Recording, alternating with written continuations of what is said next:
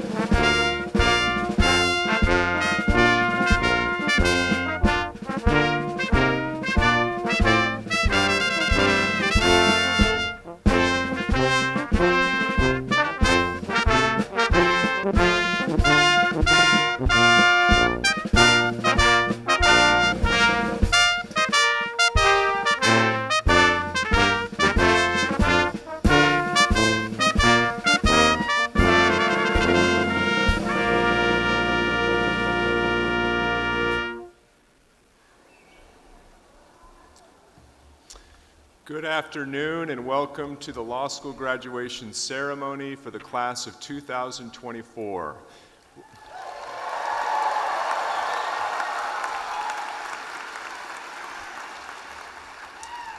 Will the audience please stand or remain standing for the invocation that will be delivered for the national anthem, and then remain standing for the invocation which will be delivered by Matthew Masali, a member of the class of 2024 and vice president of the Student Bar Association.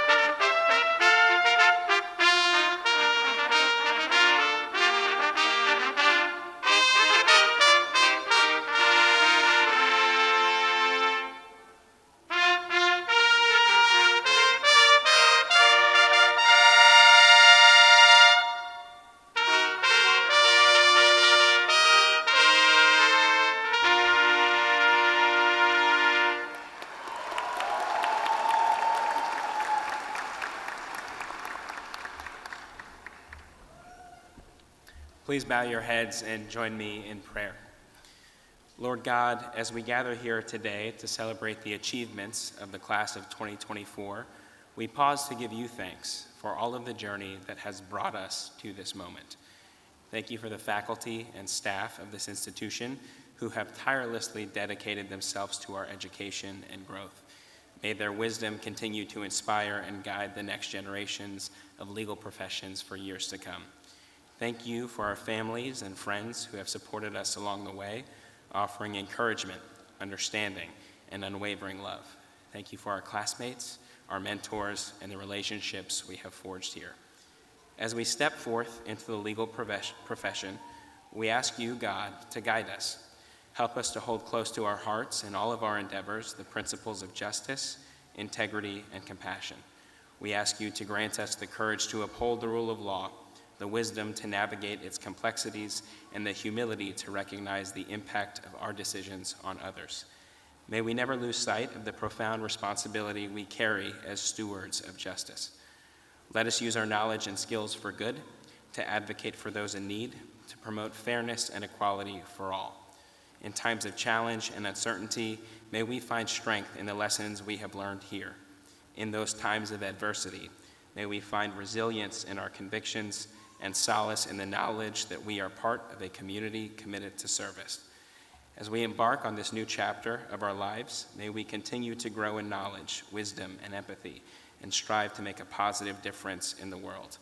Lord God, we ask you to be our eyes so we can identify where we are needed, be our ears so we listen deeply and without judgment, be our mind so we can offer solutions in your name, and take over our hearts so we will always act with respect, integrity, and love. In your holy name we pray. Amen.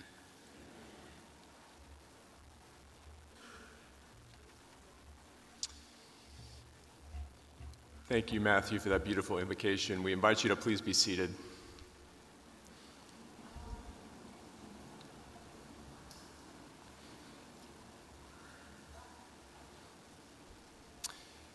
Members of the law school, faculty and staff, members of the class of 2024, distinguished guests, family and friends, it is a great pleasure for me to welcome you on this happy occasion. We are thrilled to have you with us here today to share this special occasion. To the class of 2024, you have made it.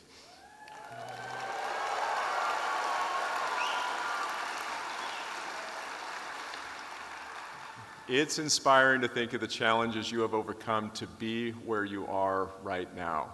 You are graduating from one of the best law schools in the nation. All of us.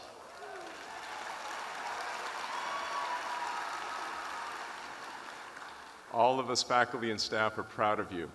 I now have the privilege of providing some opening remarks. We all love to give advice, and I am no different, and because I have a captive audience, you will not leave until you have your diplomas in hand. I'm going to indulge. Nevertheless, a colleague of mine recently reminded me of the 3 important B's when speaking. Number 1, be brief. Number 2, be sincere. And 3, to then be seated. So with this in mind, I promise to be sincere, and I will eventually sit down. And I acknowledge that being brief is a relative concept, but I will limit my advice to 3 points, things to remember as you embark on this exciting and rewarding career that is ahead of you. Point number 1, be intentional about allocating a portion of your time, both professional and personal, in serving and helping others, no matter what career path you choose and position you take. You have developed valuable advocacy skills that can be used to help to enforce others' rights and redress their wrongs. Once you pass the bar exam and become a licensed attorney, you will be empowered to represent others in our courts of law. It's an inspiring and important responsibility, and as you advance in your professional careers, you will become more confident and equipped to help others. Many of us have good intentions of dedicating a portion of our time to help others, but unless you are intentional about reserving time, time will get away from you. You will have busy schedules and many demands on your time. You will go on to become, like our graduates before you, managing partners of international firms, federal judges, CEOs, and general counsel of Fortune 500 companies, senators or members of Congress, hedge fund managers, private equity investors, real estate developers, bankers, authors, business owners, and skillful litigators and transactional attorneys. And as impressive as that is, I promise you that intentionally dedicating a portion of your time to serving others, both professionally and personally, will enrich your lives even more. It will make your lives more rewarding and meaningful. I learned this principle from a federal judge that I clerked for following graduation. Some of you met him when he visited us last fall, Judge Kent Jordan of the U.S. Court of Appeals for the Third Circuit. He created an opportunity for his clerks to read for children for 1 hour on Thursday afternoons at a pre-K facility in an impoverished area in Wilmington, Delaware, and he accompanied us each time. I will admit that there were several days when I was not excited to go, and I thought that I was too busy. And he never forced us to go with him, but I always went, which, as a side note, as a piece of advice, when a judge invites you to do something, especially one that you are clerking for, you should do it. And I remember each time coming back happier, refreshed, and grateful that I participated. And I have observed over my lifetime this common pattern. Sometimes when I embark on a service opportunity, to be honest, I am not excited to participate. In fact, I will admit that sometimes I wonder why I agreed to do it in the first place when so many other things seem so pressing. However, after I'm helping others, and especially when I finish, I feel grateful.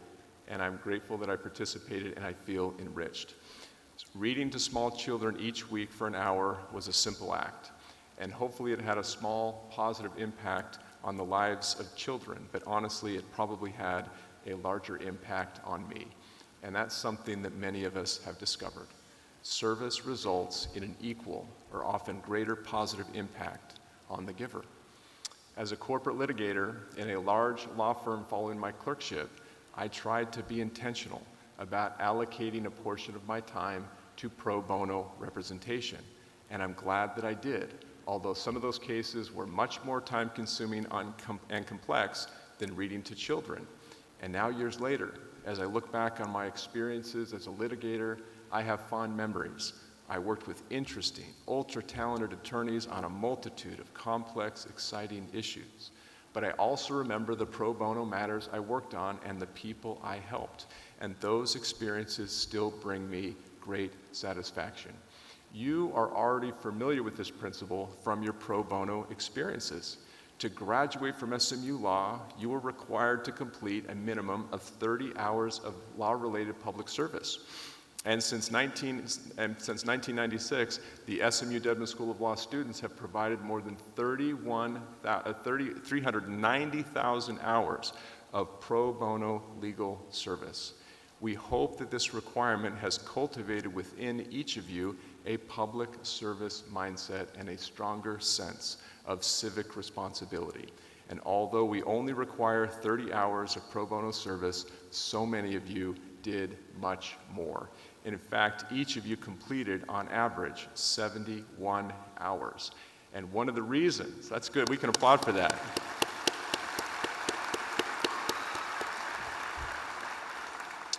And one of the reasons for this high average, I believe, is that many of you discovered how good it feels to use your skills and talents to help others.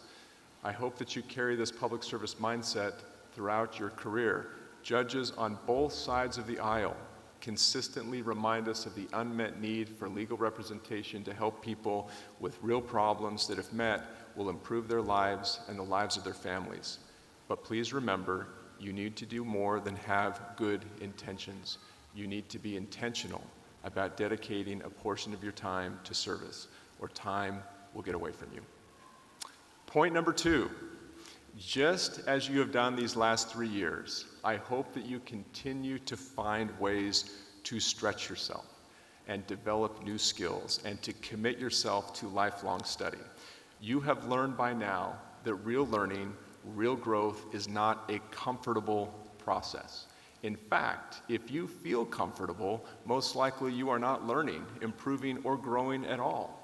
The real growth occurs when you are struggling and being challenged. And I hope you will reach the point of becoming more comfortable being uncomfortable, at least to some extent. And when you do feel very comfortable in your job and your life, you will know that it's time to take on new challenges and opportunities. You will experience even more growth and satisfaction over your lifetime if you do. One of my personal heroes is the former U.S. President, the 16th President of the United States, Abraham Lincoln.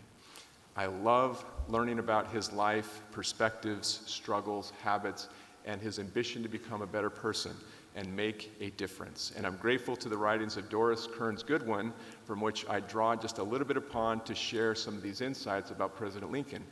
He did not have an easy childhood. His family was impoverished, and his mother passed away when he was just 9 years old.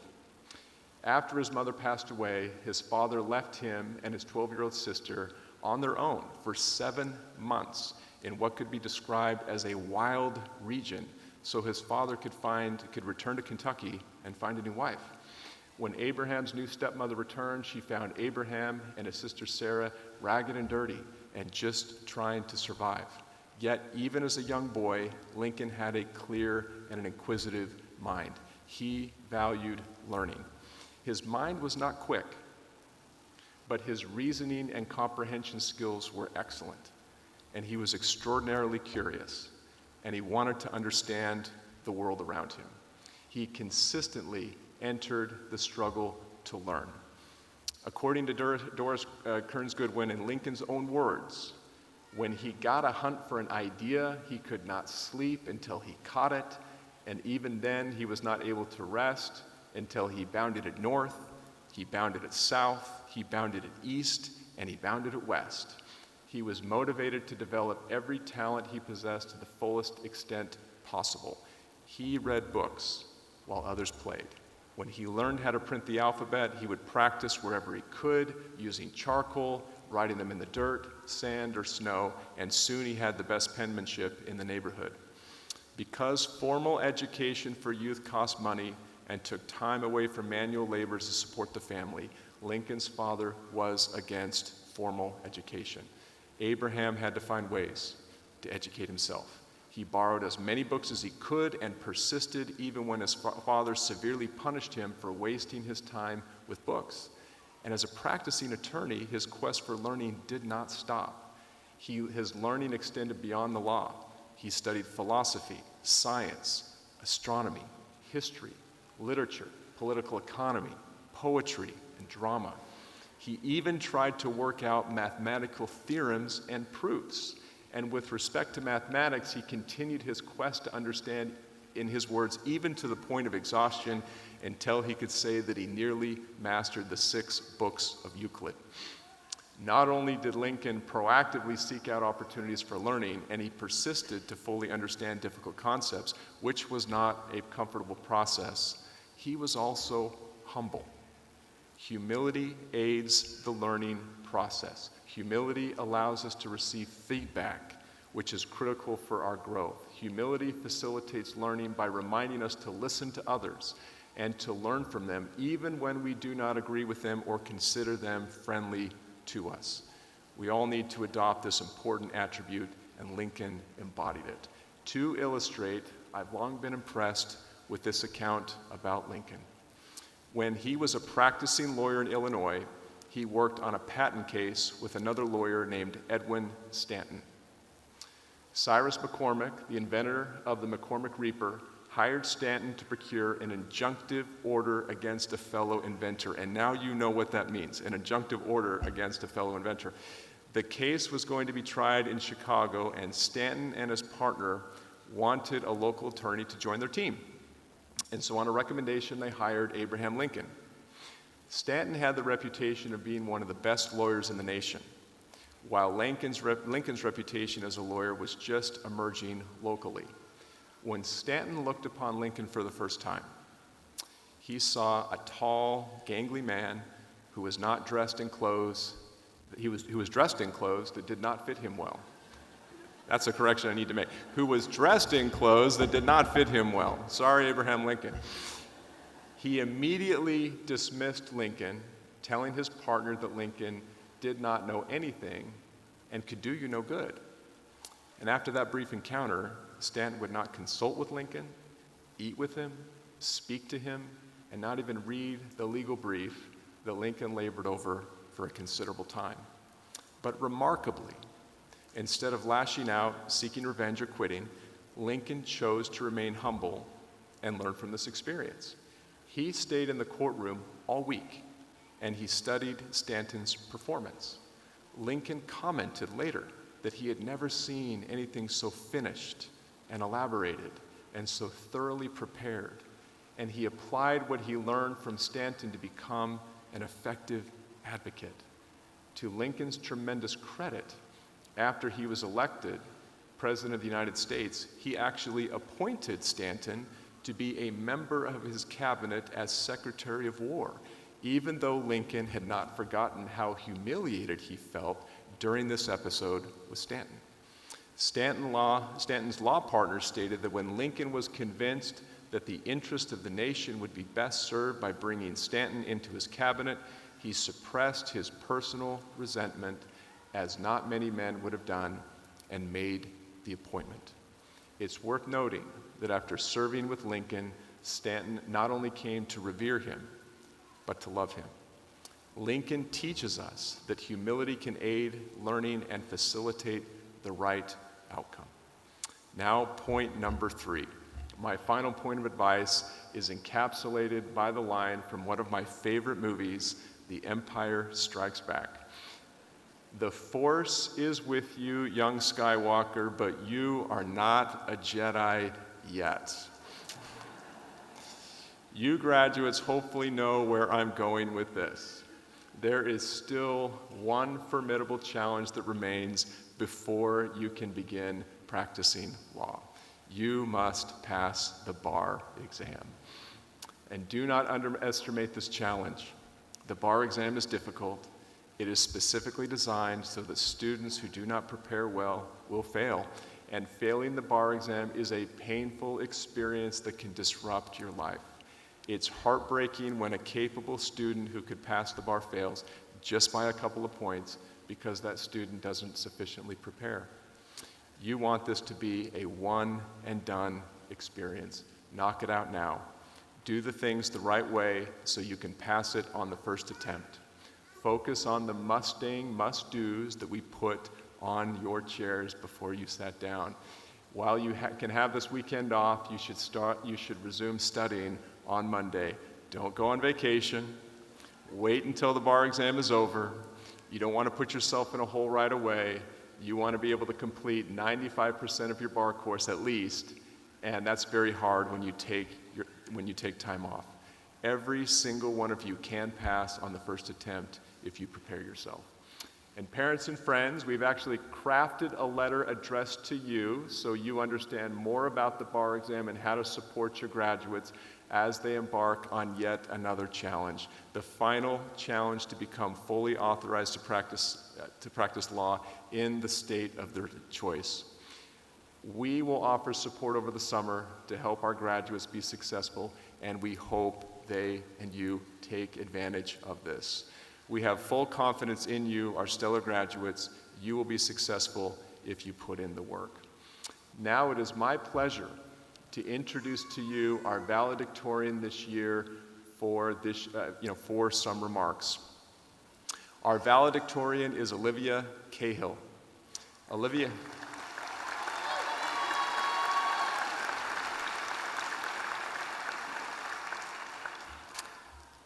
Cahill graduated from Southern Methodist University in 2021 with a Bachelor of Arts in Political Science. While pursuing her JD at SMU, Olivia served on the SMU Law Review Association as the Air Law Symposium editor and participated in SMU's Corporate Counsel Externship Program, where she worked for H.F. Sinclair Corporation. As part of her work for SMU Law Review, Olivia's student comment was published in the Journal of Air Law and Commerce's December 2023 publication. Olivia also served as a teaching assistant for Professor Jennifer Stagen's 1L Legal Research Writing and Advocacy course and Professor Greg Crespi's contracts class. After the bar, Olivia will join Vinson and Elkins Mergers and Acquisitions Capital Markets Group in Dallas. As Olivia comes to the podium, please join me in congratulating her.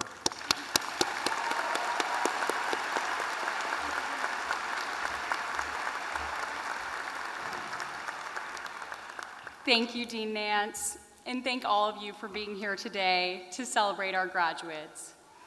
We are thrilled to have you on campus to enjoy this most special occasion. It feels like just yesterday we started out as 1Ls, not knowing what to expect and very hopeful for what lay ahead.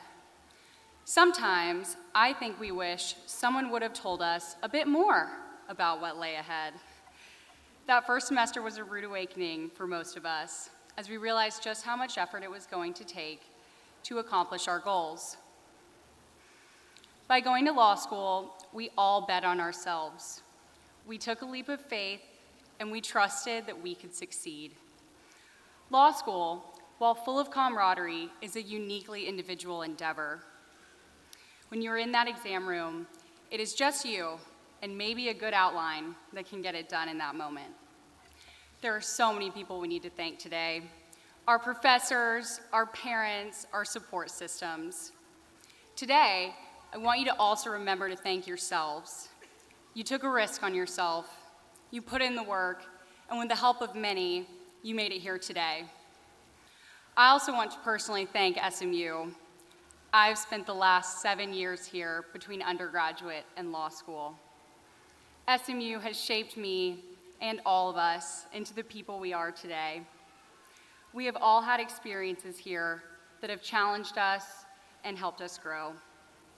Serving on the SMU Law Review Association, working under Professor Jennifer Stagen, and participating in SMU's Corporate Counsel Externship Program were 3 of my most impactful opportunities here. While the legal skills that I gained were crucial, I am most grateful for the personal development that these experiences brought me. SMU uniquely prepares us to go forth into the world. It is an academic institution specially focused on shaping us into the best professionals possible. Embarking on a legal education means having the opportunity to explore the broadest range of potential careers. Here at Dedman, our professors and mentors equip us with the best tools to go out and make those careers a reality.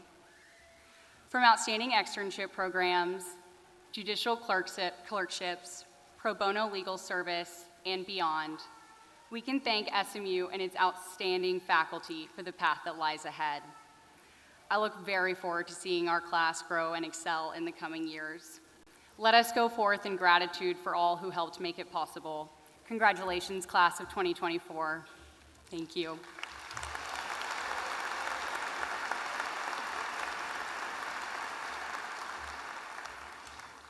Thank you, Olivia, for those wonderful remarks. At this time, I would like to honor 3 of our faculty colleagues who will retire at the end of this academic year. First, Professor Lachlan Bloom. Professor Bloom taught at Dedman Law for 46 years.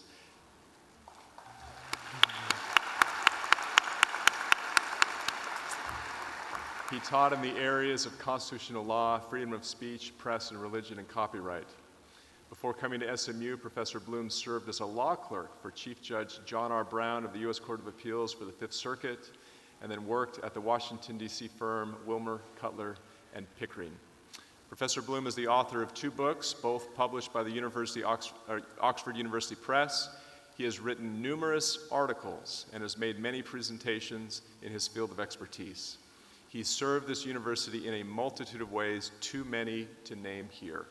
He will retire as the Larry and Jane Harlan Senior Research Fellow and Professor of Law Emeritus. Professor Bloom was unable to be with us today, but please join me in thanking him for his many years of service.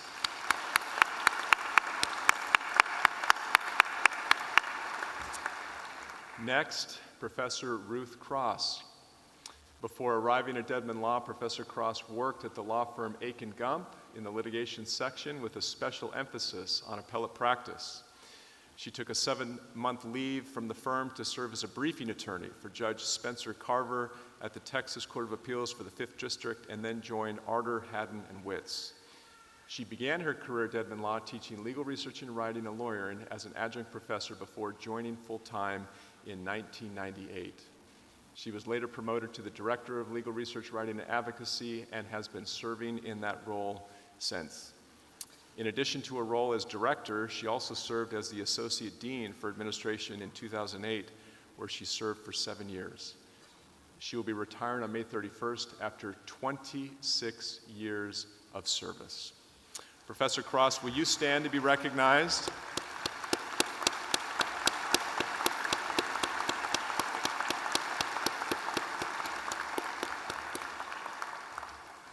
And finally, Professor Joseph Norton. Professor Norton has been a tenured full professor of law at the Dedman School of Law since 1981 and served before that as an adjunct professor beginning in 1973. He has taught business enterprise, international economic law and development, and international business and financial transactions at SMU. He was the editor-in-chief of the International Lawyer Journal for 14 years and the editor-in-chief of the Law and Business Review of the Americas for 21 years. He was general editor of 3 major international book series, and he sat on the advisory boards of 5 international journals. He has published over 50 books and 150 articles, and he has lectured on banking and finance law, international business law, financial sector reform, and the corporate enterprise governance issues worldwide. Professor Norton retires as the James L. Walsh Distinguished Faculty Fellow and Professor in Financial Institutions, Law Emeritus. He was unable to be with us today, but will you please join me in thanking Professor Norton for these wonderful years of service.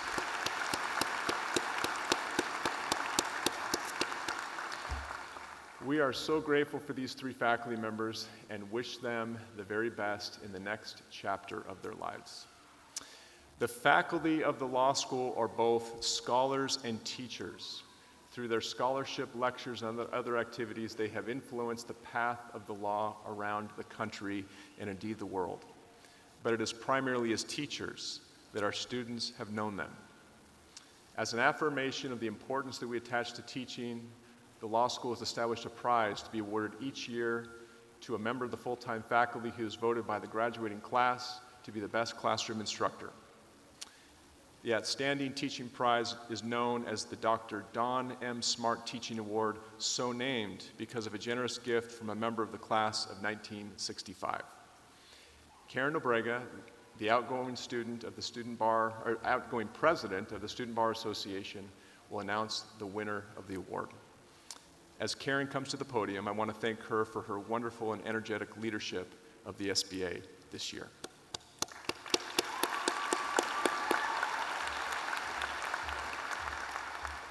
Thank you all.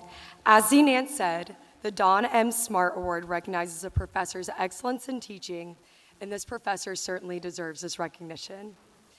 Law school is a daunting opponent, a seemingly insurmountable obstacle that without the proper guidance can feel unconquerable. However, a professor who genuinely cares to mentor and develop their students through these difficult years can make all the difference. This professor in particular has done exactly that. He did not just go through the motions of teaching, he challenged his students, made them better advocates, better scholars, and ultimately better human beings in the process. Not to mention, through his notable intelligence and trademarked wit, he was even able to make a difficult class like constitutional law something that students actually looked forward to. Having experienced this class firsthand, I can personally attest to this. This professor is a mentor to many students at SMU and is more than deserving of this award. So on behalf of the class of 2024, I am honored to present this year's Don M. Smart Award to Professor Dale Carpenter.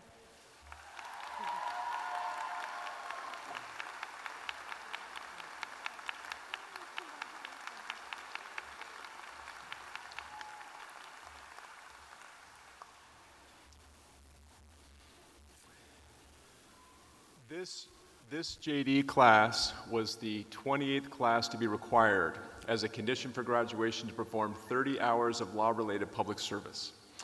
This program was initiated to honor the principle that a lawyer must always give back to his or her community. The JD class of 2024 performed a total of 17,393 hours of public service for an average of 71 hours per student.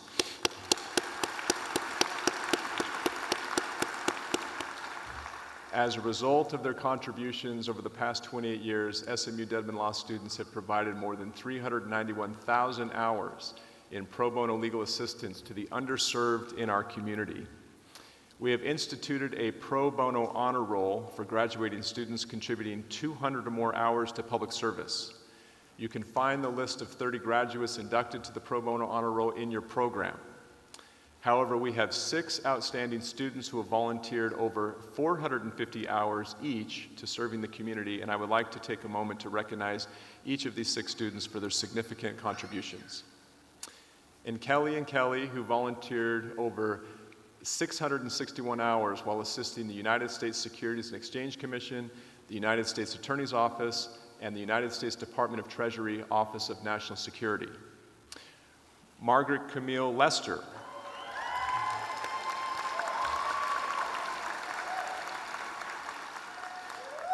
Margaret Camille Lester, who volunteered over 619 hours at the Dallas County District Attorney's Office. Congratulations. Sierra Emily Woodard,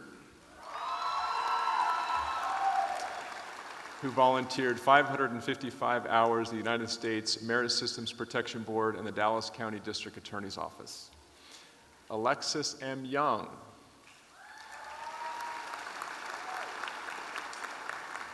who volunteered 480 hours between the United States Attorney's Office and the Dallas County District's Attorney Office. Bradley S. Gibson,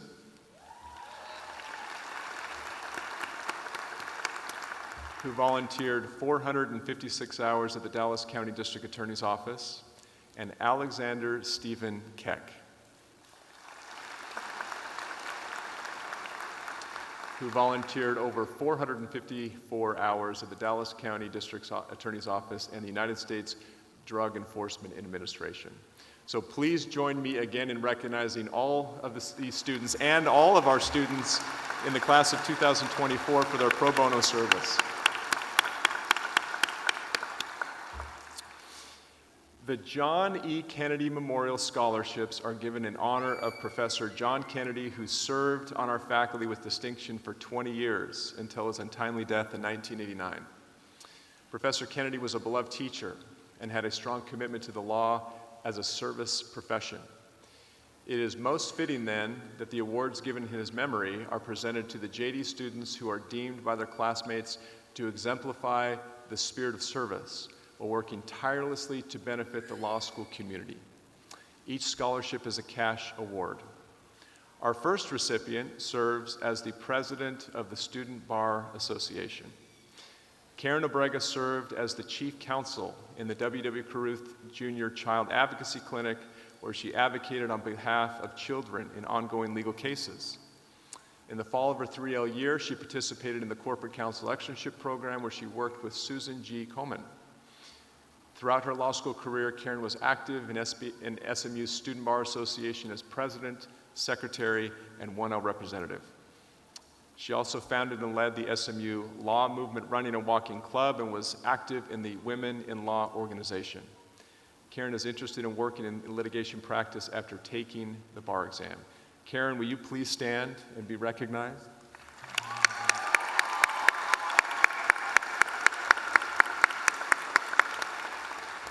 Congratulations. Our second recipient is president of the Asian Pacific American Law Student Association. Miriam Wang also served as the online executive editor of the International Law Review Association, vice chair of the Off-Campus Appellate Advocacy Board of Advocates, and wellness committee chair of the Student Bar Association.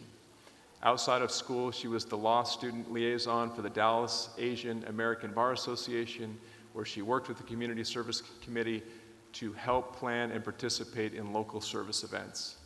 Miriam is also a champion of the 2022 Thomas Tang National Moot Court Competition and a quarterfinalist for the 2023 Wagner National Labor and Employment Law Moot Court Competition. She also worked as a legal intern for the U.S. Federal Trade Commission. And a fun fact about Miriam is that as Miss Korea, she placed in the top 10 for Miss World, the largest international pageant. Miriam will work at Catton, Muchin, Rosenman, LLP following the bar exam. Miriam Wang, will you please stand and be recognized?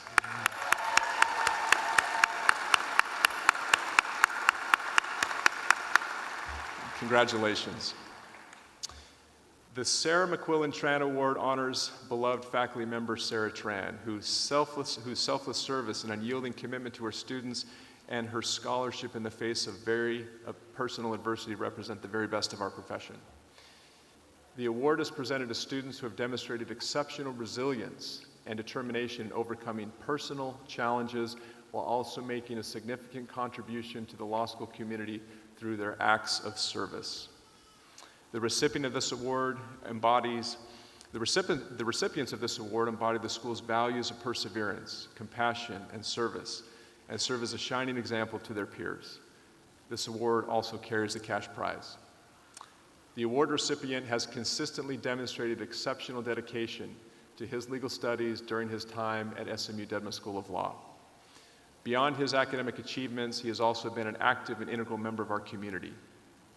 The recipient has taken on a significant role within the SMU Black Law Students Association, where he also served as treasurer. He interned with Senior District Judge Barbara Lynn of the United States District Court for the Northern District of Texas, and interned with the legal department at Trinity Industries through the Corporate Counsel Externship Program. What truly sets this award recipient apart, however, is his unwavering commitment to use his legal education for the betterment of his community and to advocate for those who often go unheard. He assisted with a family law pro bono case his first year in law school, and as a third-year student, he worked with the Allies Against Slavery, a human trafficking data tracking project. In this fall, he will join Zell Law, LLP, as a litigation associate. It is my pleasure to present the Sarah Quillen Tran Award to Christopher Edwards.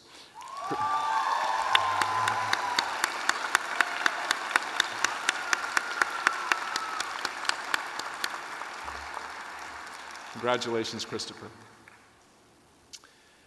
On Wednesday, the faculty of the School of Law met to approve the degree candidates for presentation today.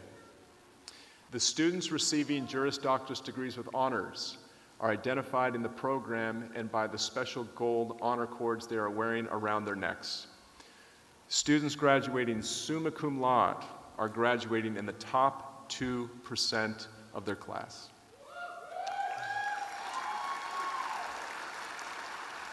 Students graduating magna cum laude are graduating the next 13%, and students graduating cum laude are graduating in the top 35% of the class.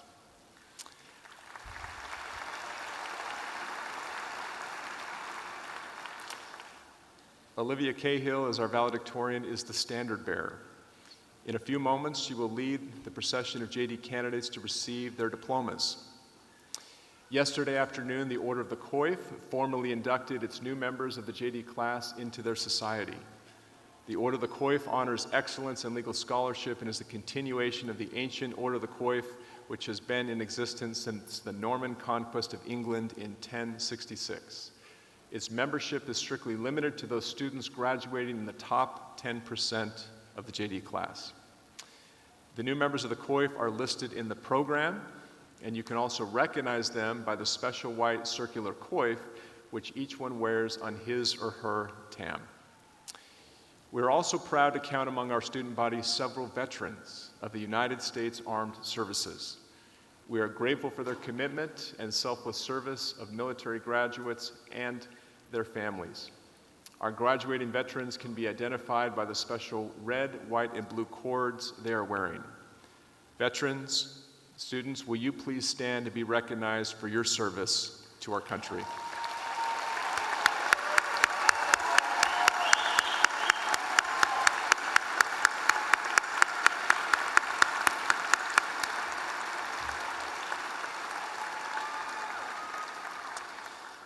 While we recognize the particular academic and service achievements of some of our graduates, we do not have time to individually recognize the accomplishments of each member of this wonderful class. Each and every one of you has achieved so much during your time in law school, and it has been a privilege and honor for the faculty and staff to be part of your education. Guests, this year, in an effort to further highlight our graduates' accomplishments and to respect their involvement in school activities, we have broadened our policy for adornments to include law school organization and academic center adornments. And you may find a key describing all the adornments in your program. Let me now take a moment to thank our faculty for their extraordinary work. This faculty is recognized locally, nationally, and internationally as leaders in their respective fields. Yet the professional lives of these dedicated individuals revolve around the students and the classroom. As we honor our graduating students today, it is appropriate to pay tribute to our professors as well. Faculty, would you please stand and be recognized?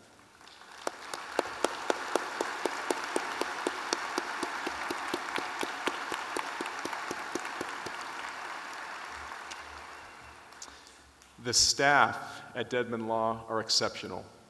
I refer to our staff in career services, admissions, library, alumni relations, communications, diversity, equity, inclusion, student affairs, finances, the registrar's office, public interest, clinics, and faculty support. They sustain our law school and support our students so well. They were also instrumental in helping organize today's hooding ceremony. Dedman Law staff, wherever you are, will you please stand to be recognized?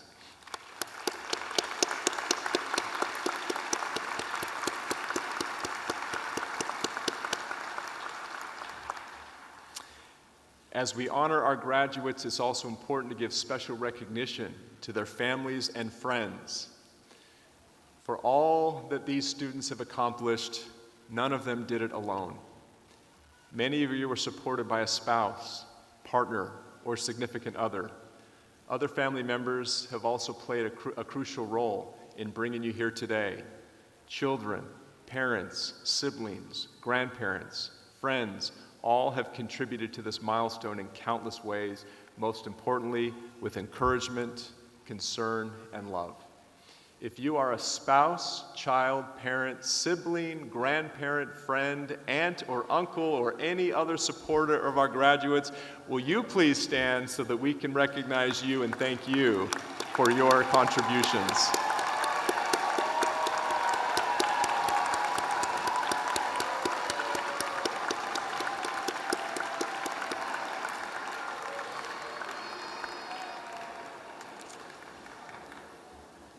For those of you who received the Master of Laws degree today, your time with us was shorter than those who received the JD. Nonetheless, you brought us something special, and we hope that you not only will take away new skills and knowledge learned, but also new friendships. Our American LLM students came to us with experience in the practice of law and with the perspective gained at another law school. Our international LLM students who came to us from many different countries have given us new insights and knowledge about a rapidly shrinking world. For over 90 years, the law school has offered graduate legal education to lawyers, judges, and law professors from around the world. Today, there are over 2,000 LLM graduates engaged in the private practice of law and public service in at least 80 countries. Wherever you go, you will always be part of the SMU Dedman School of Law family. We hope and believe that you will make this world a better place and look forward to learning about your professional accomplishments in the future. We shall now proceed with the hooding and diploma ceremony.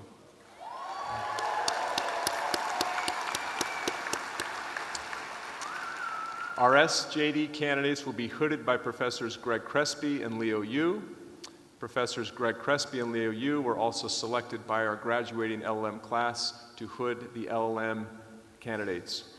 Professors Dale Carpenter, Greg Crespi, Jeff Kahn, and Paul Rogers will be hooding the JD and JD MBA candidates.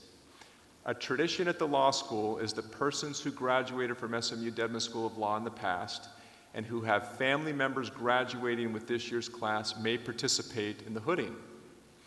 Those family members are seated in a special section and will be called at the appropriate time to participate in the hooding ceremony. Assistant Dean Martin Camp will now announce the recipients of the graduate degrees.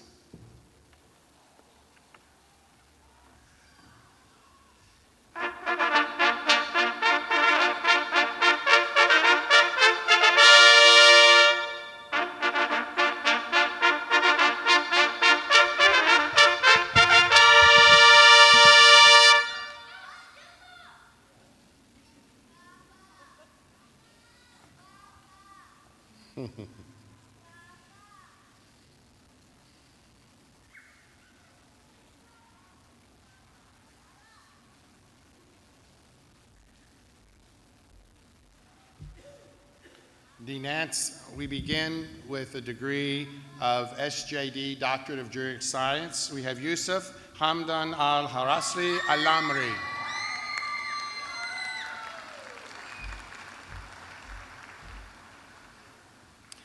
Abdullah Abdul Rahman Al-Asmi.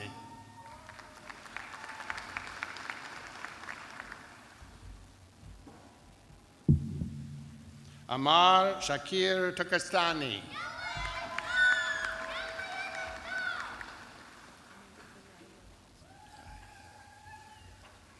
Amal Abdul Hamrabrodi by Amal Al-Hababruri.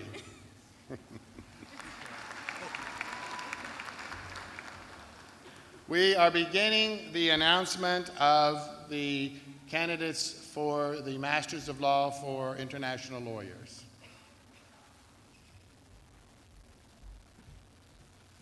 Anasi Bamarosh.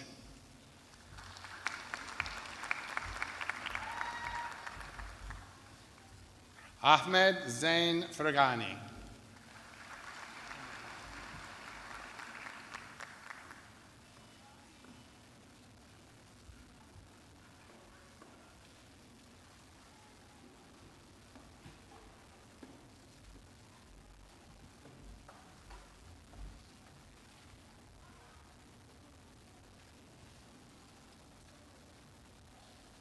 Ramon Garcia Padilla.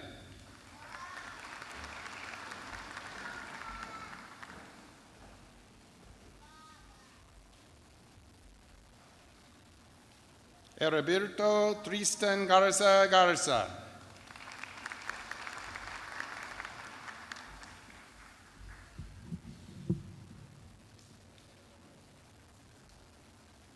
Jose Cosme Guerrero Guerrero.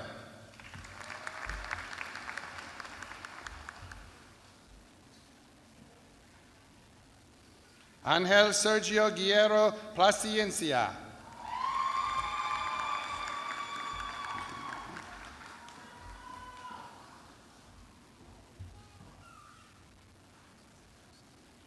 Zun Lee.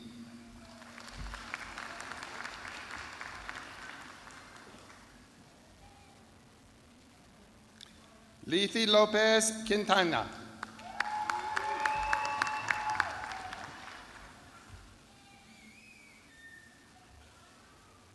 Tanjamal Nawaz.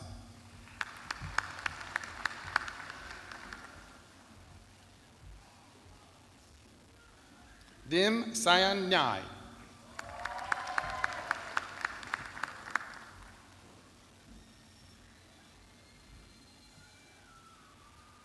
Arati Panchal.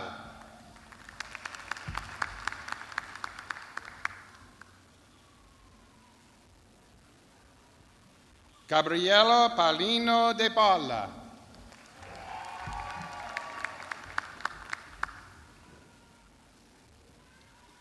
Maria Pineda Nunez.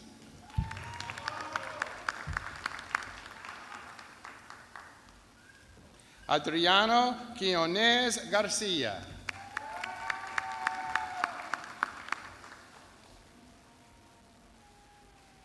Paloma Robles Lomelin.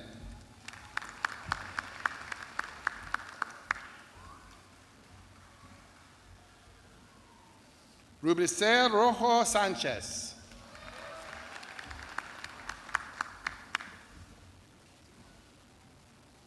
Jesus Rosa Marin.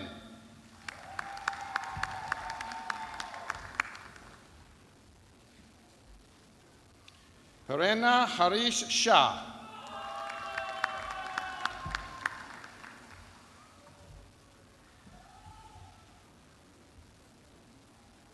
Karen Timoshe Moreres.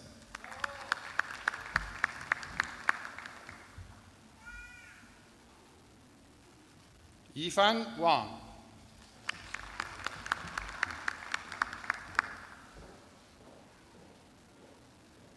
Tian Ya Yen.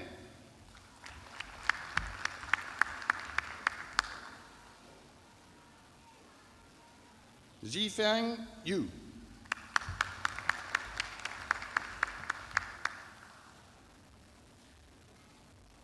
Muhammad Salman Nasir.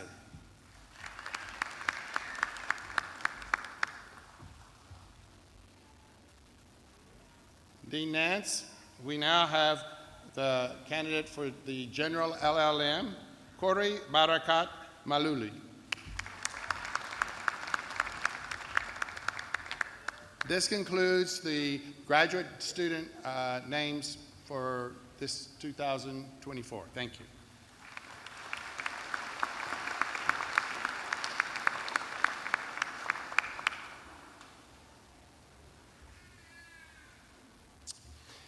We will now proceed to recognize the JD class of 2024.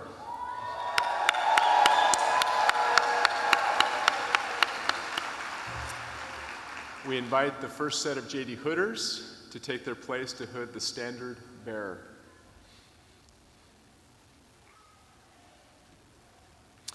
Our standard bearer, Olivia Cahill, will be hooded and presented with her diploma first. Olivia is graduating summa cum laude.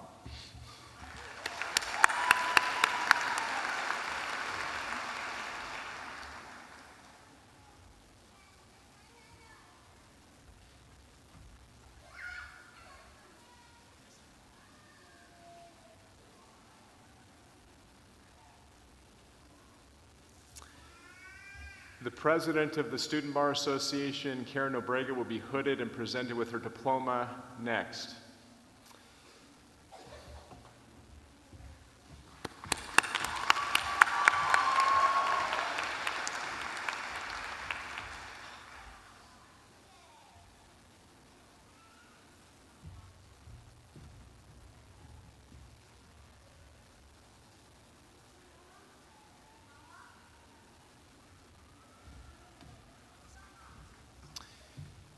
In the long-standing tradition of Dedman law, the president of the Student Bar Association will present the Juris Doctor candidates. Will the other JD candidates please come forward, beginning with the Student Bar Association officers?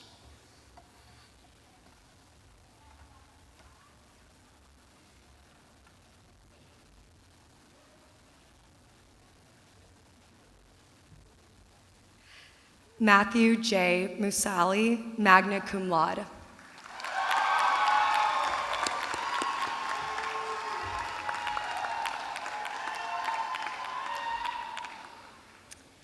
Daniel Ryan Sexton.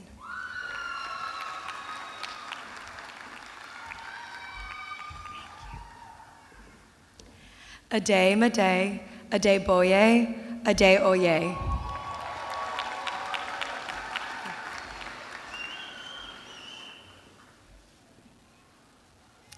Taylor Marie Adler.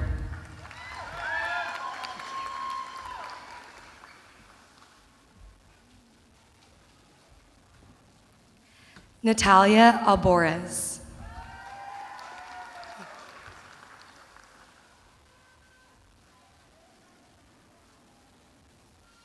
Christian Alexandra Aldama.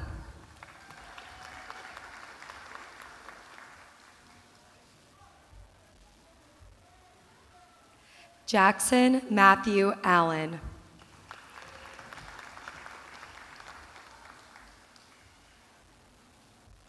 Helen Abigail Altick.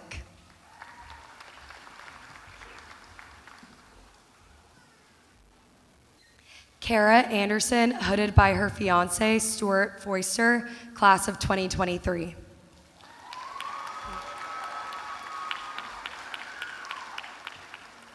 Zachary Stephen Anderson, magna cum laude.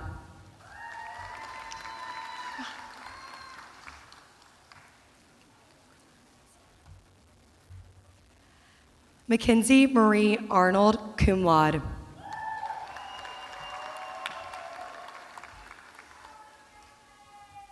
Amara Aslam.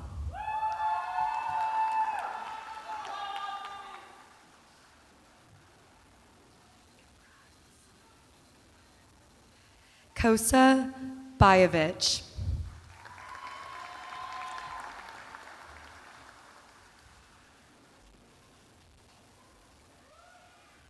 Brooke Hardy Balthrop.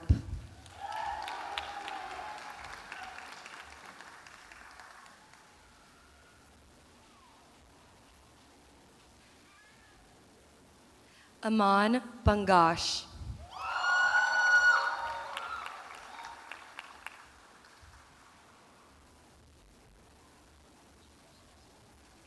Yang Bao.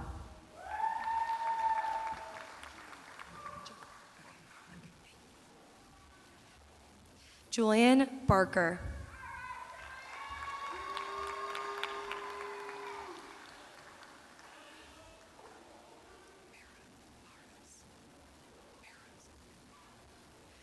John P. Barrows.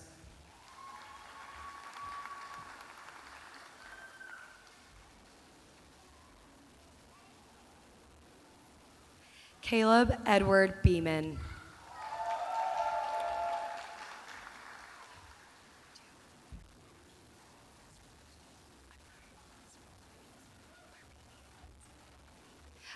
Elizabeth Claire Beatty.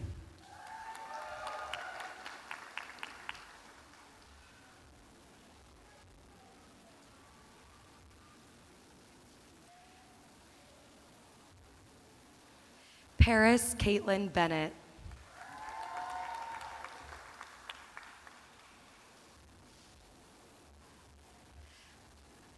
Madeline Isabella Boche.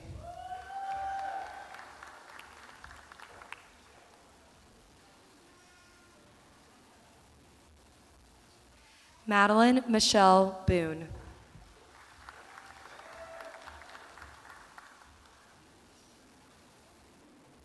Sarah Elizabeth Baronque.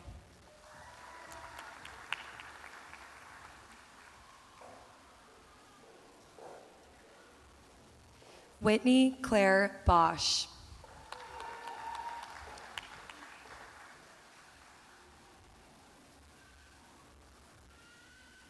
Katia Maria Boza.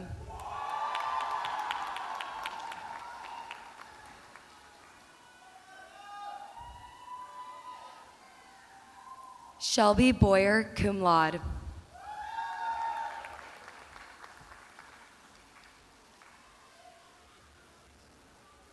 Rachel K. Brackman, cum laude.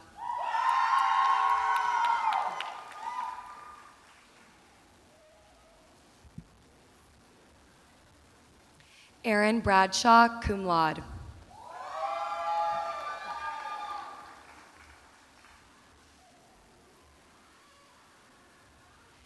Jace Christian Breedlove, magna cum laude.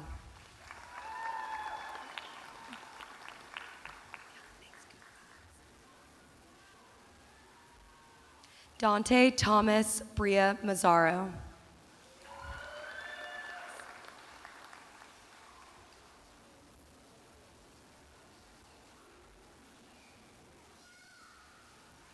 Jordan Patrick Broussard.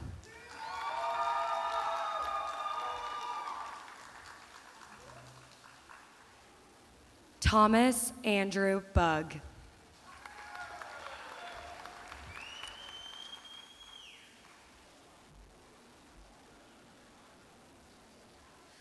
Colin Eldridge Burns.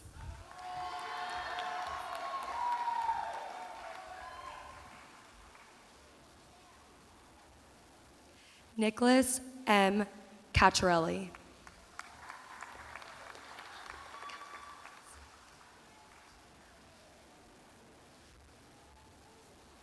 Madeline Elizabeth Cartwright.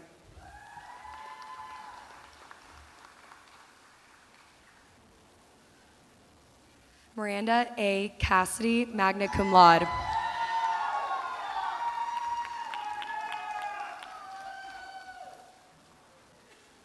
Spencer Reed Chaikin, magna cum laude.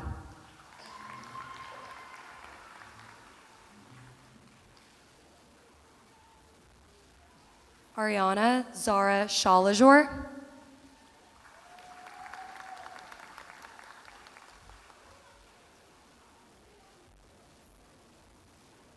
Caroline Chastant.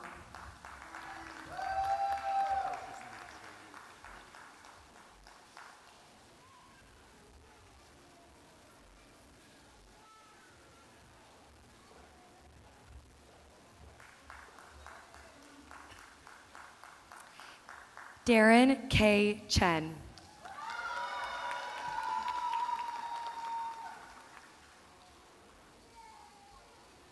Heather Chong.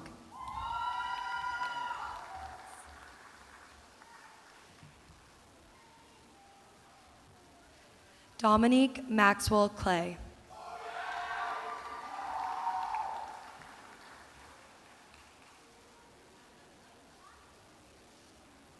Carter A. Colclager.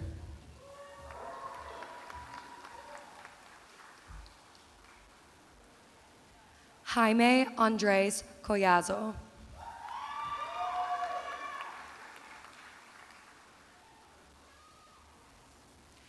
Anna Therese Corsi.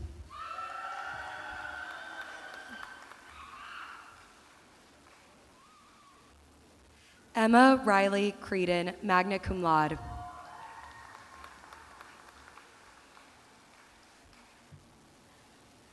Madeline A. Cromer.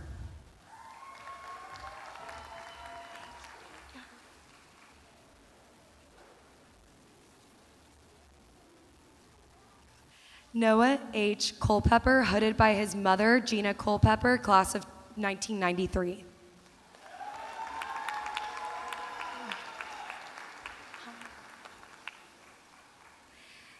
Emily Anna Daigle, cum laude.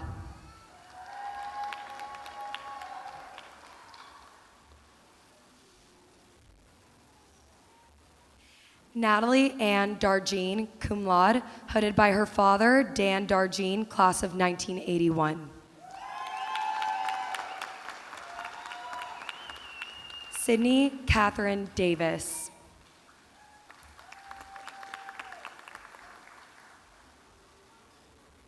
Wesley Davis.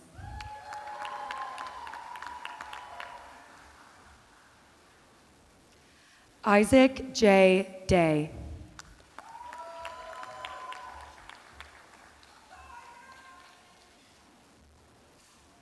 Paulina Mia DeClue.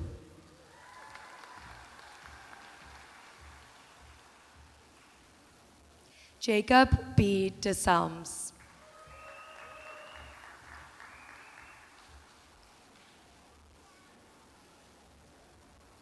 Sydney R. Donson, cum laude.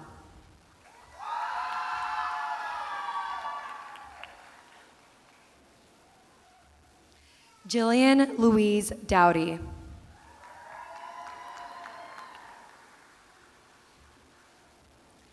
Catherine Durham, cum laude.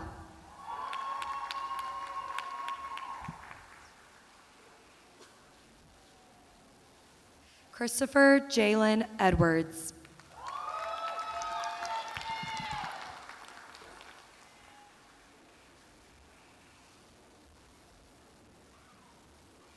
Emily E. Edwards, magna cum laude.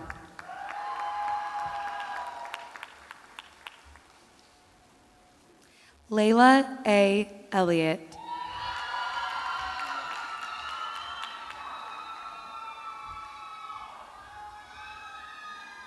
Adrian Almazi, hooded by his brother, Lorim Almazi, class of 2019.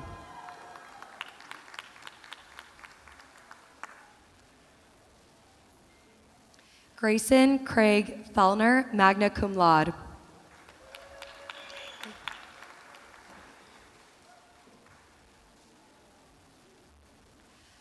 Jacob B. Fishman, cum laude, hooded by his stepfather, Harrison H. Yoss, class of 1990.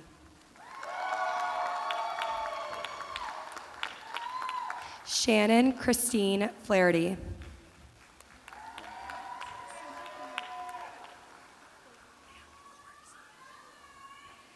Hannah Foote, summa cum laude.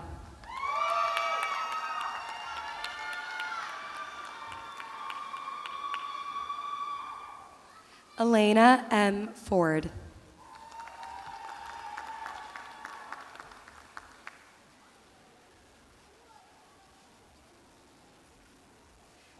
Leslie Garza.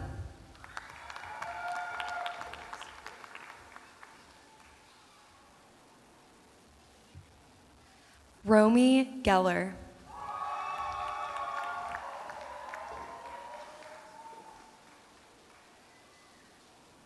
Ryan C. Gessling, magna cum laude.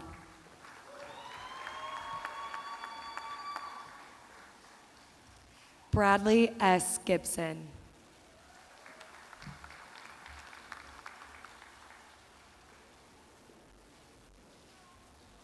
Remington Eve Giller.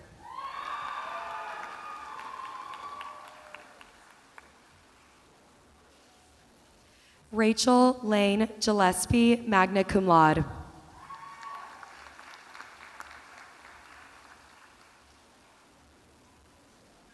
Susie Goebel, magna cum laude.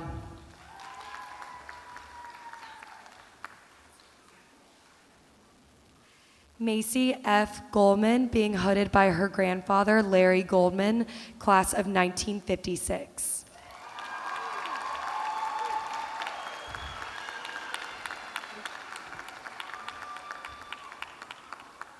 Dean P. Goodrich.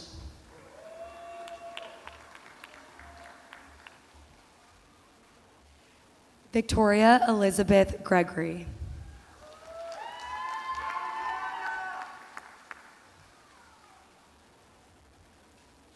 Corinne Suzanne Griffin.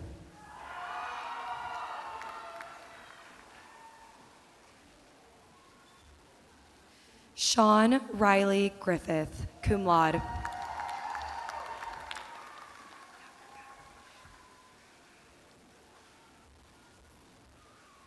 Zachary Allen Grigg.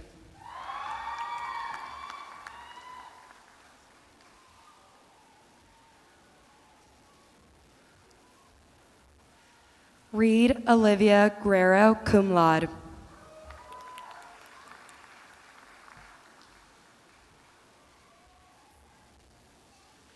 Kelsey Lee Gwynn, hooded by her uncle, Stephen Gwynn, class of 1990.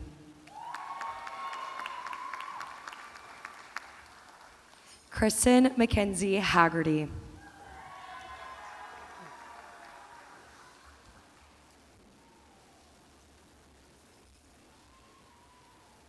Eric Hamilton.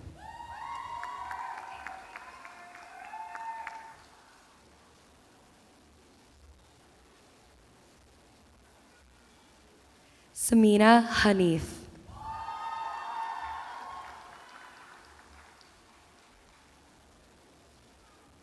Madison Gail Hardy.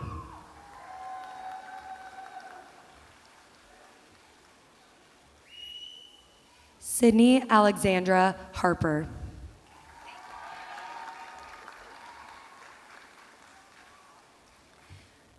Brianna N. Hayes.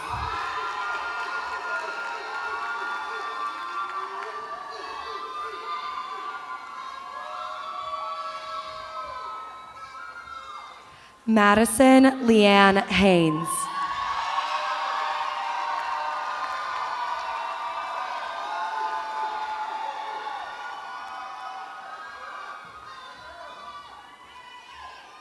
Colin Andrew Hickel, summa cum laude.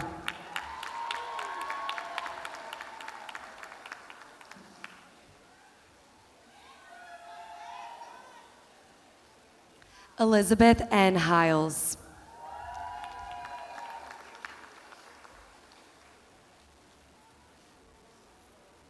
Tara Elizabeth Hill.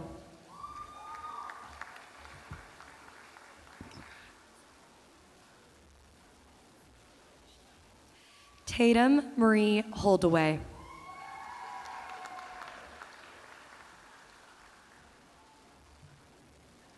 Cum laude. Sorry. Bailey Ann Hooker, magna cum laude. Catherine Mignon Huckabee, magna cum laude.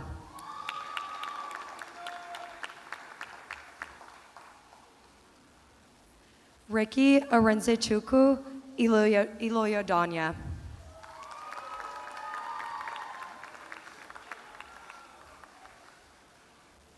Braxton Kent Iden, magna cum laude.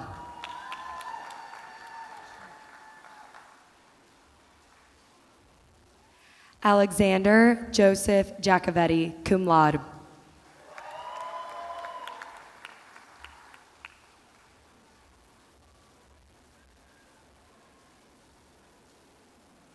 Ayesha Jane.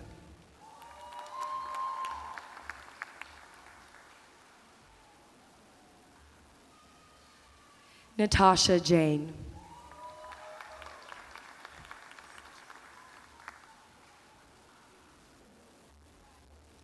Rebecca Kate James, cum laude.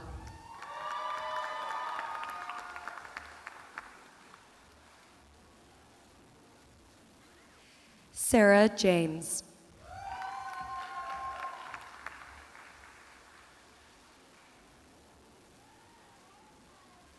Eleanor Mai Johnson.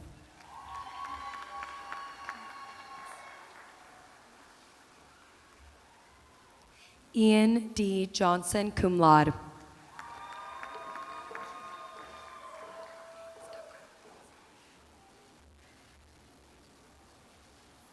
Lily Catherine Johnson, cum laude.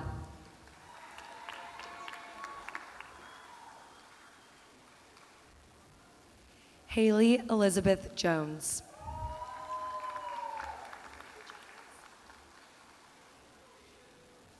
Jordan E. Jones.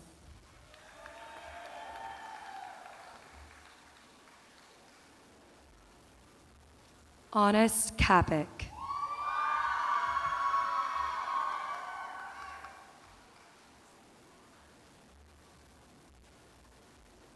Alexander S. Keck.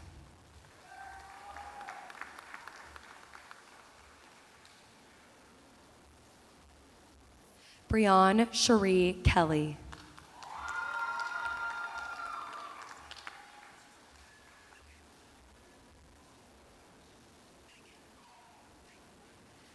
Megan Charlotte Kelly.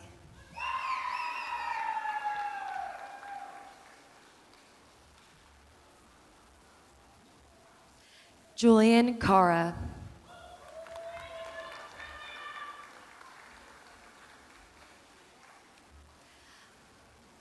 Alina Khan.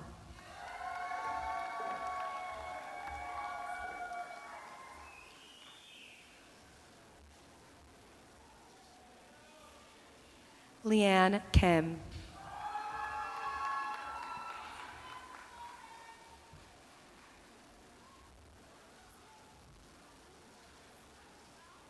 Elizabeth Cram Kirkland, magna cum laude.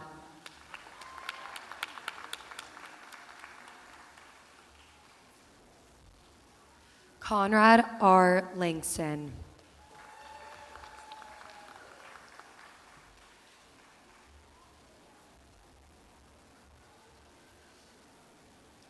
Tyler Scott Laporte, cum laude.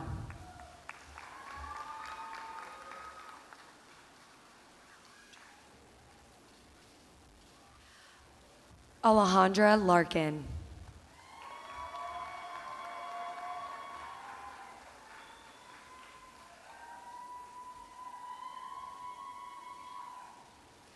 Owen Bradford Lemke.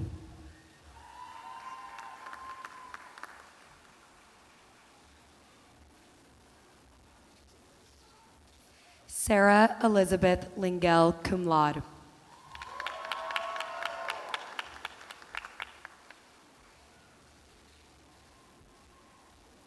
Ethan L. Lennon.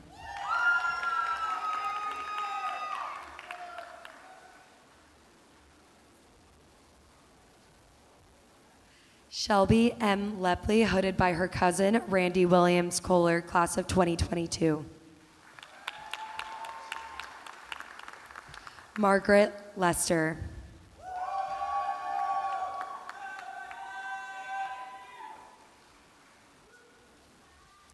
Justin Lewis.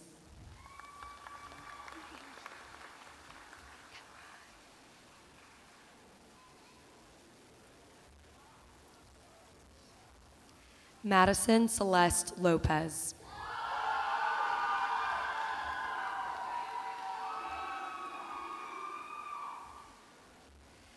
Elizabeth Farrow McClay, summa cum laude, hooded by her aunt, Paige Pickens Connor, class of 1991.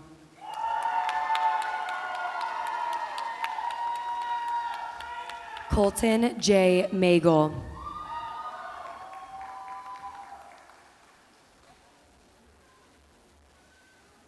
Tiffany Nicole Magudis.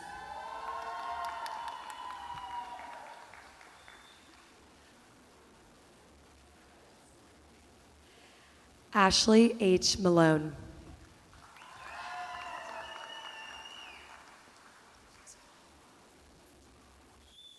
Deborah Claire Manson, cum laude.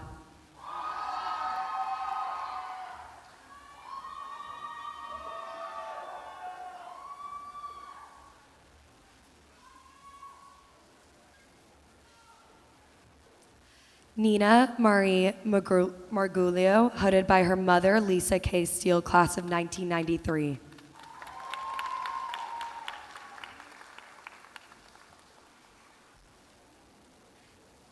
Caroline Meadows.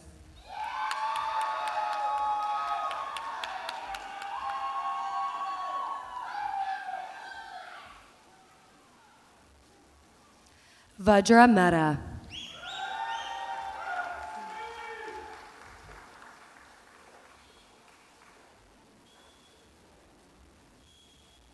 Emil Dirk Mankies, magna cum laude, hooded by his brother, Juan Mentejas, class of 2022.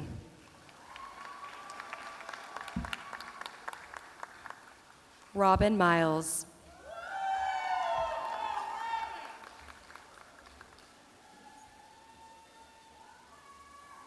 Cooper Haskell Moore, cum laude.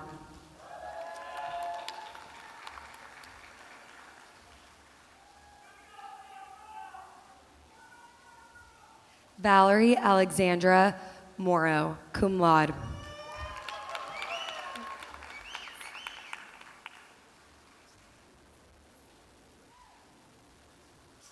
Brandy Lee Moses.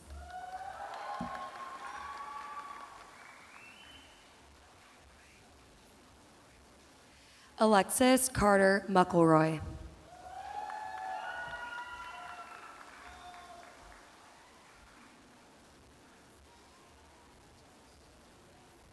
Joy Tinavimbo Vandara.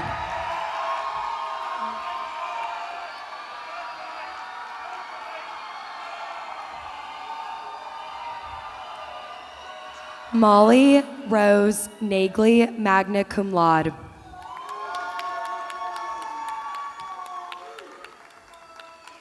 Kate Oglesby Newton, hooded by her cousin Preston Osborne, class of 2015. Luke Wynn, magna cum laude.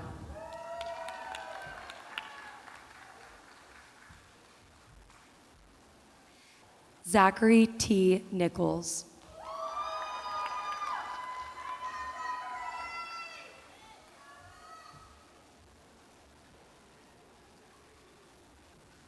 Mary Catherine Nix, cum laude.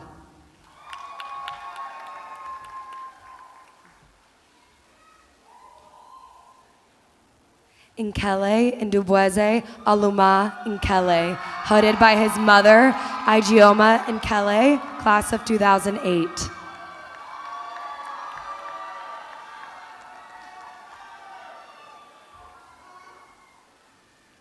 Bonnie Nolan, magna cum laude.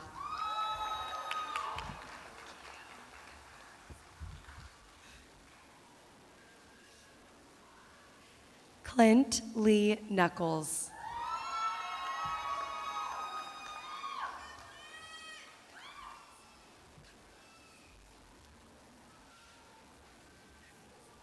Sage C. Olensalen.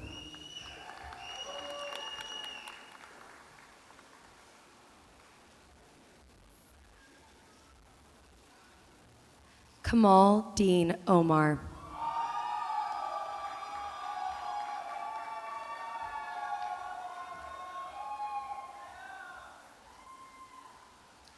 Jackson Tyler Overton, cum laude.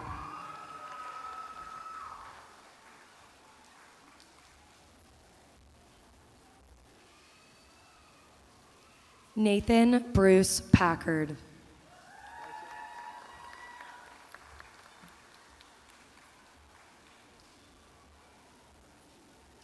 Isabel G. Payne.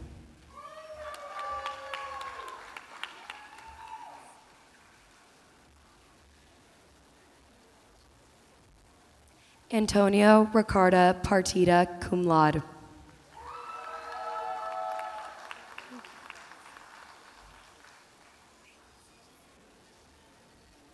Jason W. Padalano.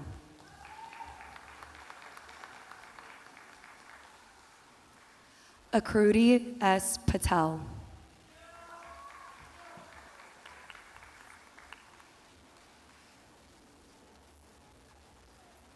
Ashani Tushar Patel, cum laude.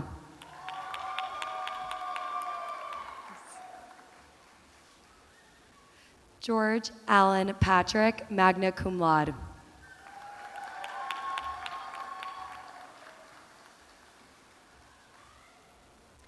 Keegan Pearl, magna cum laude.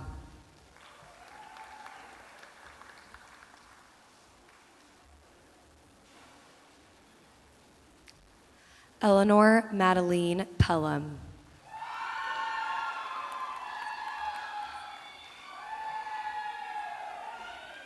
Bryce D. Pulowski, cum laude.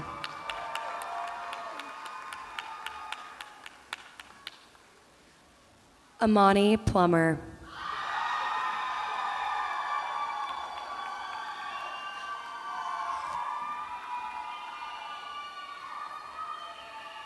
Lily Ann Porter, hooded by her cousin, Ashley Hutchinson, class of 2023. Isabella Anna Pacino.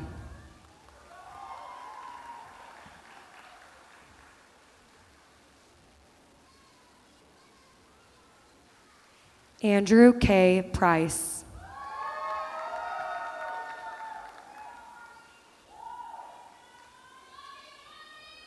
Sophie Claire Price, magna cum laude.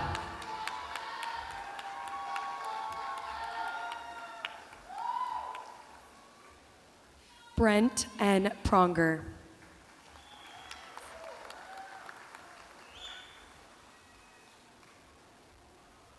Hunter S. Quinn, cum laude.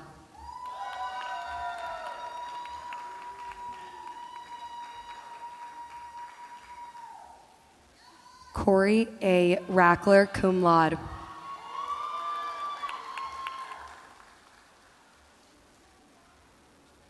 Keegan Randall.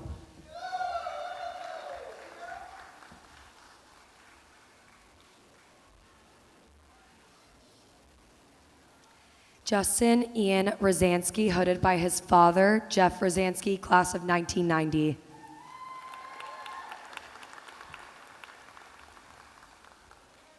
Drew Patterson Raymond, magna cum laude.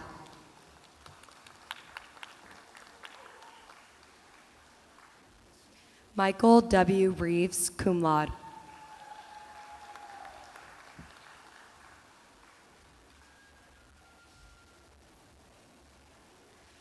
Connor Peter Richter.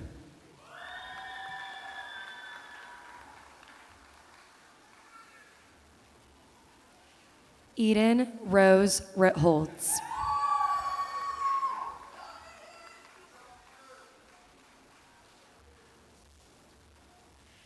Caroline Riley Robertson.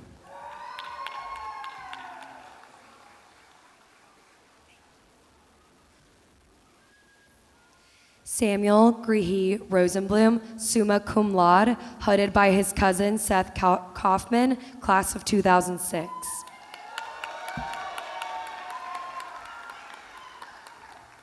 Robert Royce.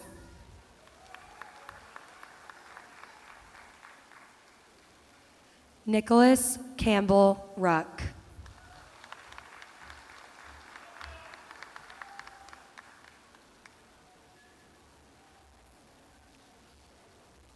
Sada Saeed.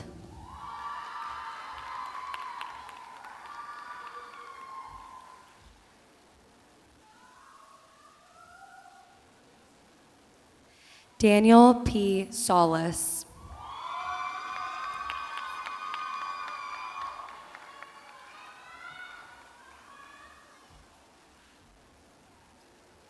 Altaf Ali Sumnani.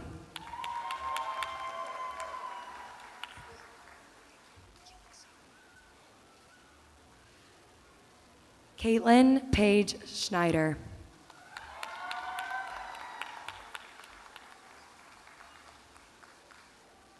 Jordan R. Scott Ruiz.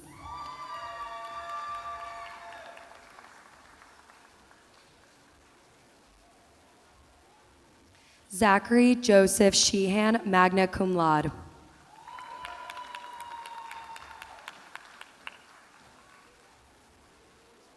Ryan P. Shalou, magna cum laude.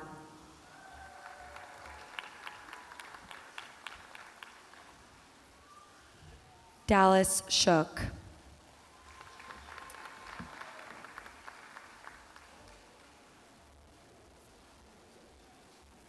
Alexander H. Sims.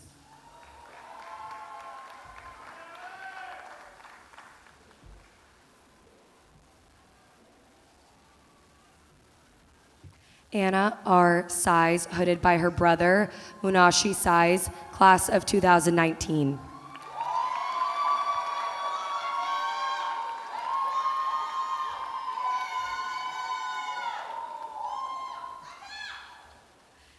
Sydney Nicole Smalling.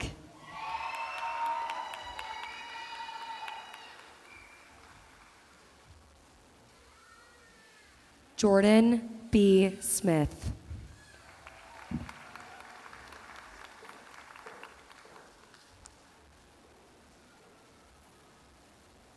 Sydney Alexandra Smith.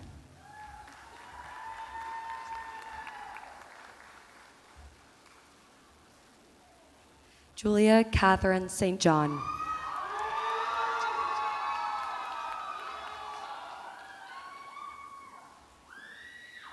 Mary Taylor Stanberry.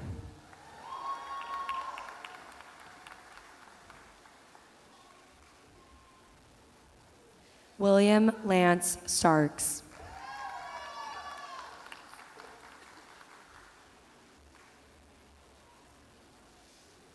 Victoria Stranzik, cum laude.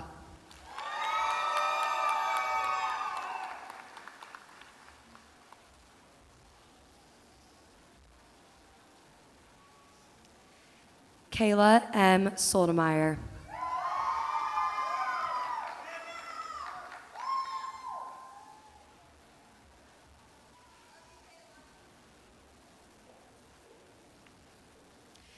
Danya Tartibi.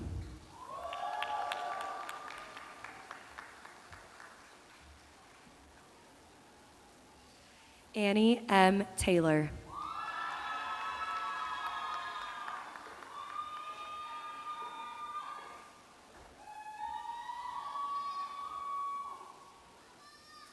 Fidel Tenorio.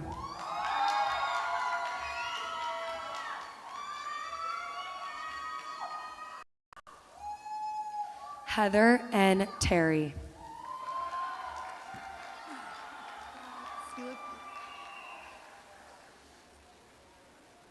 Megan Nicole Thomas, cum laude.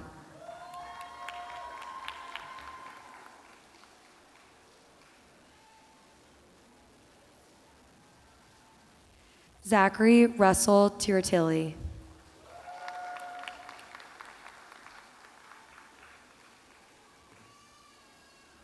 Jacob S. Todd.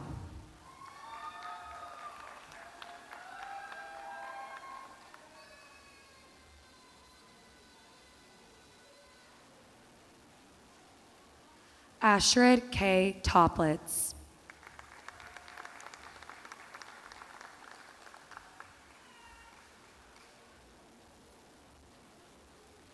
Faith A. Trejo.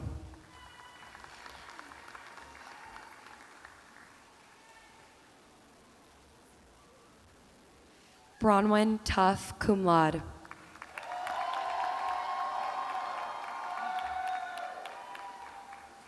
Julia Grace Turner, cum laude.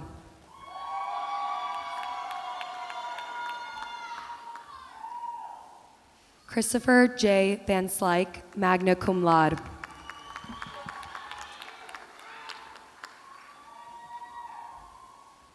Daniel Felipe Verone, magna cum laude.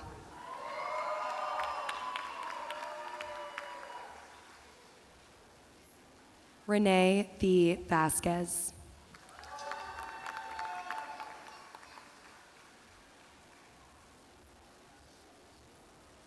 Christian John Villacana.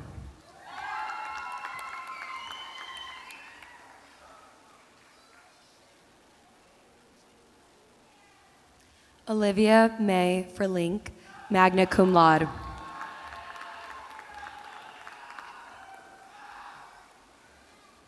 Anne Margaret Walker.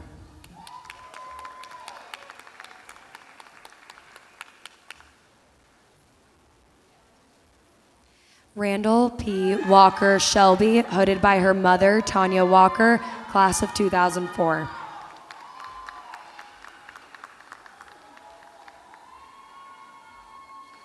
Miria H. Wang.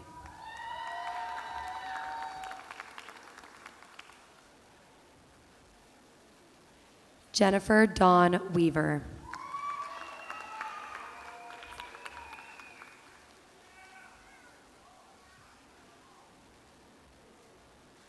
Cole M. Weiss, magna cum laude.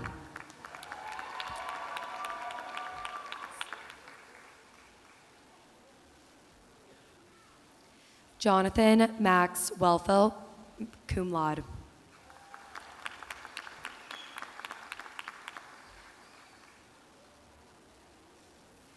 Daniel Gary Wheaton, cum laude.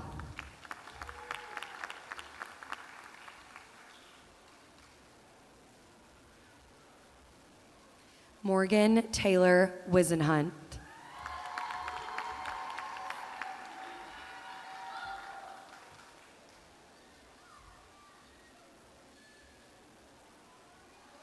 Terrence Wicks, cum laude.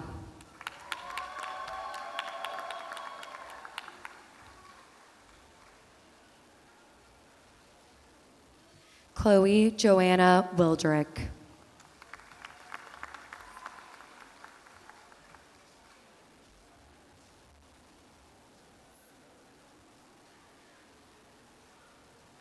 Reagan G. Wilkins.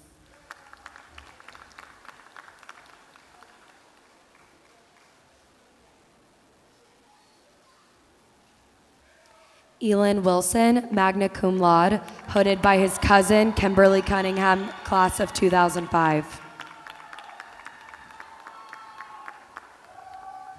Sierra E. Woodard, cum laude.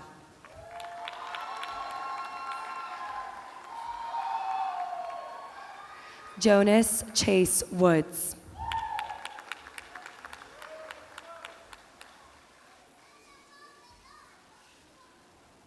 Grace C. Wooten.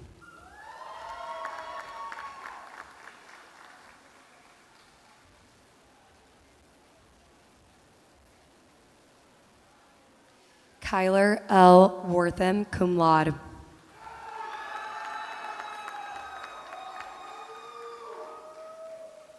Amanda Shong.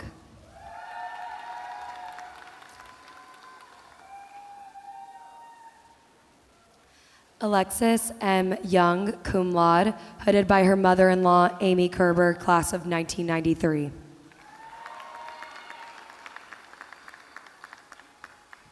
Shaheen Zengene, cum laude.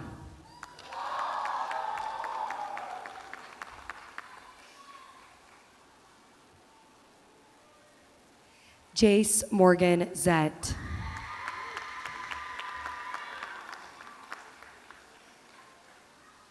And lastly, Serene Juliana Zidane.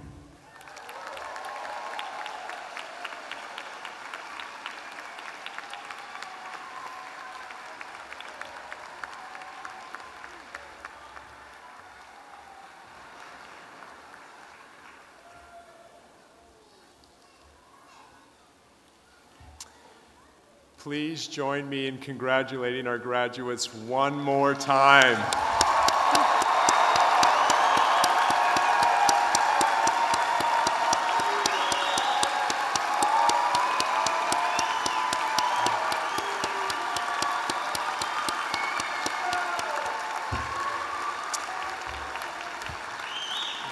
We are so proud of each and every one of you. Graduates, you will always be part of the SMU family and members of the Mustang Bar Law Alumni Association. Please stay connected with us so we can celebrate your accomplishments in the coming years. We have high expectations for each of you and know you will go on to accomplish many great things. This concludes our hooding ceremony. We ask that the audience please remain seated until the stage party and our graduates have left. Graduates, please stay seated until the stage party processes, and then you will be directed row by row from your seats. To our guests, our graduates will be directed outside, so please proceed to the exit to meet your graduates in the plaza outside after the stage party and the graduates have left. Thank you again all for attending our hooding ceremony today. Again, congratulations.